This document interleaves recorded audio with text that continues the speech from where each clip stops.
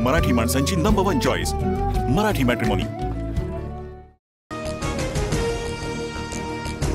पालिकेवर पुन्हा भगवा एकहाती फडकवण्यासाठी जोमानं काम करा। मतदार याद्यांमधील किमान 300 घरातील मतदारांशी संपर्क ठेवावा। उद्धव ठाकरेंकडून बैठकीत शाखा प्रमुखांना आदेश। बाळासाहेबांनंतरचा कारभार आम्हाला पटला नाही। शिवसेनेत फूट पडण्यामागे रश्मी ठाकरेंचा पडद्यामागून हस्तक्षेप होता। मंत्री भरत गोगावलेंचा आरोप। गोगावलेंसारख्या व्यक्तीच्या बुद्धीची कीव करावीशी वाटते। भरत गोगावलेंचा पॉइंटच चुकलाय। गोगावलेंचं वक्तव्य अधोगतीकडे जाणारं। किशोरी पेडणेकरांची टीका। राणे भुजबळ सेनेत आले तर फायदा होईल असं वाटत होतं। त्यांना पुन्हा जवळ करण्यास चूक काय होती? गोगावलेंचं विधान।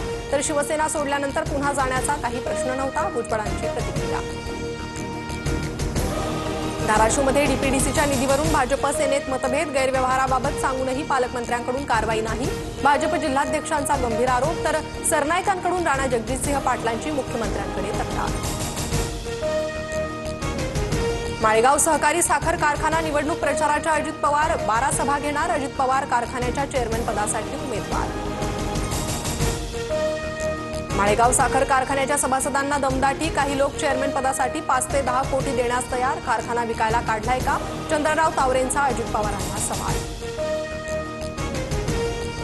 निधी मिळत नाही म्हणून पक्ष सोडणार का? निधी मिळत नसल्यानं पक्ष सोडणं ही कोणती निष्ठा?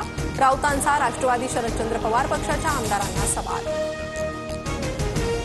केदारनाथ जवळ आर्यन एव्हिएशनचं हेलिकॉप्टर कोसळलं। 7 जणांचा मृत्यू। सोनप्रयागच्या जंगलात हेलिकॉप्टर कोसळलं। मृतांमध्ये यवतमाळमधील एकाच कुटुंबातील 3घांचा समावेश असल्याची माहिती। अहमदाबाद येथील विमान कोसळतानाचा व्हिडिओ काढणाऱ्या आर्यनची चौकशी सुरू। आर्यननं उत्सुकतेनं व्हिडिओ बनवला तेव्हाच दुर्घटना घडली। मित्र राजने सांगितला किस्सा। विजय रुपाणींच्या मृतदेहाची ओळख पटली। अपघातातील 42 मृतदेहांचे डीएनए नमुने कुटुंबियांशी जुळले। आतापर्यंत 12 मृतदेह नातेवाईकांना सोपवले।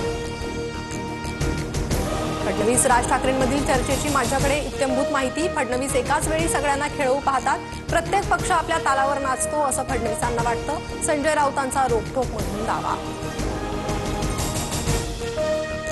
मुख्यमंत्री फडणवीस आणि धनंजय देशमुखांची भेट। संतोष देशमुखांचा मुलगा विराजच्या 12वी पर्यंतच्या शिक्षणाची जबाबदारी फडणवीसांनी उचलली। पंतप्रधान मोदी 5 दिवस परदेश दौऱ्यावर। मोदी 16 आणि 17 जूनला होणाऱ्या G7 परिषदेला उपस्थित। मोदी कॅनडासह सायप्रस क्रोएशियाला भेट देणार।